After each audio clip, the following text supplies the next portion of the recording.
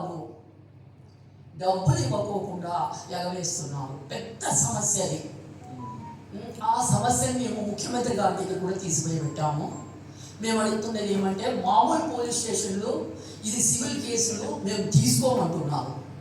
మాకు దిక్కు దివారం లేదు. కోట్ల డబ్బులు మిగిలిపోయింది. కోట్ల డబ్బులు, మా వ్యూవర్స్ డబ్బులు అవతల వాళ్ళు చీట్ చేసిన షాపర్స్ దగ్గర నిలిచిపోయింది. దాని గురించి అడుగుతున్నాం. మా డబ్బులు మాకు వస్తే మా ఇండస్ట్రీని మళ్ళీ మేము నడుపుకోగలుగుతాము, మళ్ళీ మేము అందరికీ ఉపాధి కల్పించగలుగుతాము. కాబట్టి మన రాజీవ్ రంజన్ మిశ్రా గారిని వేడుకునేది ఏమంటే, ఈ పాయింట్ని మీరు ముఖ్యమంత్రి వారికి సమూహానికి తీసుకెళ్ళండి.